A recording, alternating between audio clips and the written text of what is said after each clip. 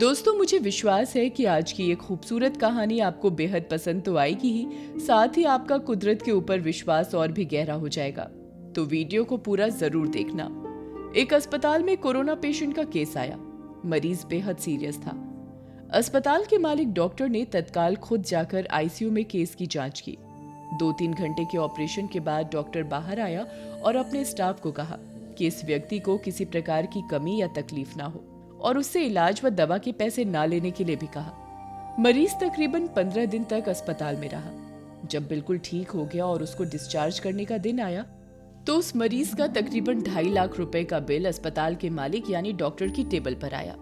Doctor ने अपने account manager को बुला करके कहा, इस व्यक्ति से एक पैसा भी नहीं लेना है। ऐसा करो, तुम उस मरीज को लेकर मेरे चैम्बर में आओ।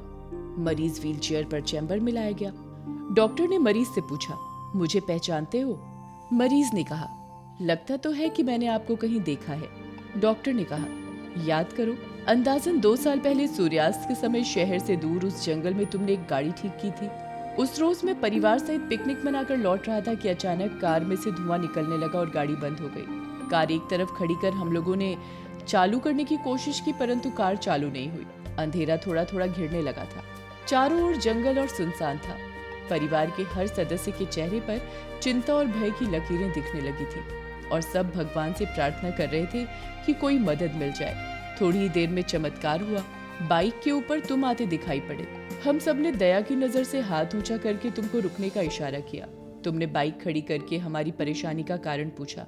तुमने कार का बोनेट खोलकर चेक किया और कुछ ही क्षणों में कार चालू कर दी। हम सब के चेहरों पर खुशी की लहर दौड़ गई। हमको ऐसा लगा कि जैसे भगवान ने आपको हमारे पास भेजा है, क्योंकि उस सुनसान जंगल में रात गुजारने के ख्याल मात्र से ही हमारे रोंगटे खड़े हो रहे थे। तुमने मुझे बताया था कि तुम एक गैराज चलाते हो।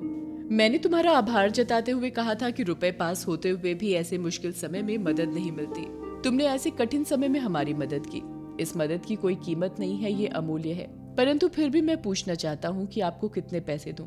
उस समय तुमने मेरे आगे हाथ जोड़कर जो शब्द कहे थे, वो शब्द मेरे जीवन की प्रेरणा बन गए हैं। तुमने कहा था कि मेरा नियम और सिद्धांत है कि मैं मुश्किल में पड़े व्यक्ति की मदद के बदले कभी कुछ नहीं लेता। मेरी इस मजदूरी का हिसाब भगवान रखते हैं। उसी दिन मैंने सोचा कि जब एक सामान्य आय का व्यक्ति इस प्रकार के उच्च विचार रख सकता है और उनका संकल्प पूर्वक पालन कर सकता है, तो मैं क्यों नहीं कर सकता। और मैंने भी अपने जीवन में यही संकल्प ले लिया है। 2 साल हो गए हैं, मुझे कभी कोई कमी नहीं पड़ी। पहले की अपेक्षा अधिक भी मिल रहा है। यह अस्पताल मेरा है। तुम यहाँ मेरे मेहमान हो और तुम्हारे ही बताए हुए नियम के अनुसार मैं तुमसे कुछ भी नहीं ले सकता। ये तो भगवान की कृपा है कि उसने मुझे ऐसी प्रेरणा देने वाले व्यक्ति की सेवा करने का मौका दिया। ऊपर वाले ने तुम्हारी मजदूरी का हिसाब रखा और वो हिसाब आज उसने चुका दिया। मेरी मजदूरी का हिसाब भी ऊपर वाला रखेगा और कभी जब मुझे जरूरत होगी वो जरूर चुका देगा।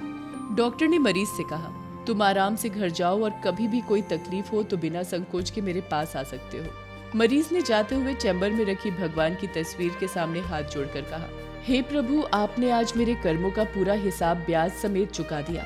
दोस्तों, ये प्रकृति का नियम है। आपके द्वारा किए गए कर्म आपके पास लौटकर जरूर आते हैं और वो भी ब्याज समेत। दोस्तों, ऐसे ही खूबसूरत वीडियोस हम लगातार लाते रहते हैं, तो कर लीजिए फिर चैनल को सब्सक्राइब, क्योंकि जिंदगी अच्छी है लेकिन बेहतरीन हो सकती है लालटेन के साथ।